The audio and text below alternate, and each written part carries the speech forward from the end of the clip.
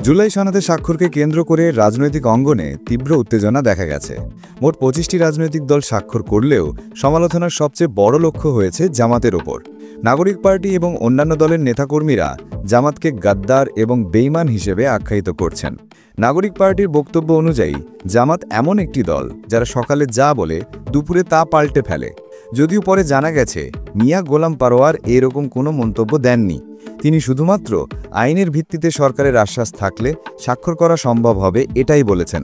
আইনজীবী শিশির মোহাম্মদ মনিনও মন্তব্য করেছেন, জুলাই সনদে স্বাক্ষর কেবল একটি প্রক্রিয়ার অংশ, এটি ইস্যুর সমাধান নয়। ফলে বিএনপি বা এনসিপি উল্লসিত বা অসন্তুষ্ট হওয়ার কোনো পর্যায়ে নেই। জুলাই সনদ বাস্তবায়নের জন্য প্রথম ধাপ ইতিমধ্যেই শুরু হয়েছে। সরকারের কাছে সুপারিশ পাঠাতে আজকের মধ্যেই সময়সীমা নির্ধারিত হয়েছে। সুপারিশ প্রাপ্তির ১ সপ্তাহের মধ্যে সরকার আদেশ জারি করবে।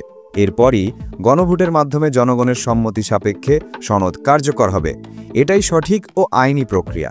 এ প্রসঙ্গে প্রশ্ন উঠেছে, জামাত পিআর পদ্ধতি বাস্তবায়নের দাবিতে স্বাক্ষর না করে কেন সনদে স্বাক্ষর করেছে?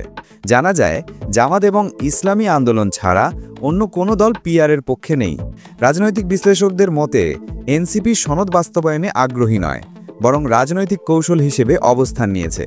তারা জামাতকে দোষারোপ করছে, অথচ আইনি বাস্তবায়নের দায়িত্ব সরকারকেই নেওয়া উচিত।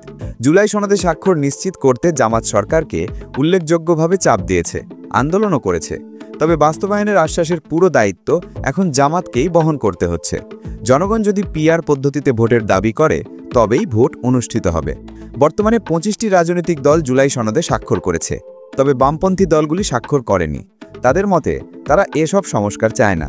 এনসিপিও আইনি ভিত্তি না পেলে স্বাক্ষর করতে রাজি নয়, কিন্তু তারা সরকারের ওপর চাপ না দিয়ে জামাতকে দোষারোপ করছে।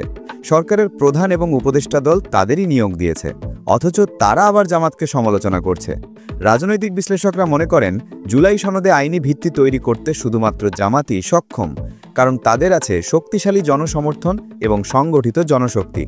এনসিপি বা অন্যান্য দলগুলো এই পর্যায়ে কার্যকর ভূমিকা রাখতে পারছে না। জুলাই সনদ ও পিআর পদ্ধতি নিয়ে রাজনৈতিক বিশ্লেষকরা আরও বলেন, জামাতের সঠিক পদক্ষেপ এবং দূরদর্শী পরিকল্পনা সরকারের বাস্তবতা অনুধাবন করিয়েছে। কিছু অনভিজ্ঞ নেতা এবং টকশো ব্যক্তিত্ব দিয়ে একটি প্রতিষ্ঠিত রাজনৈতিক দলকে পরিচালনা করা সম্ভব নয়।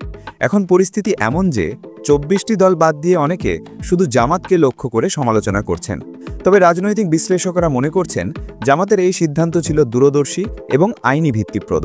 শুধুমাত্র জামাতের শক্তিশালী জনসমর্থন এবং সংগঠিত কাঠামোই জুলাই সনদের আইনি বাস্তবায়ন নিশ্চিত করতে পারবে।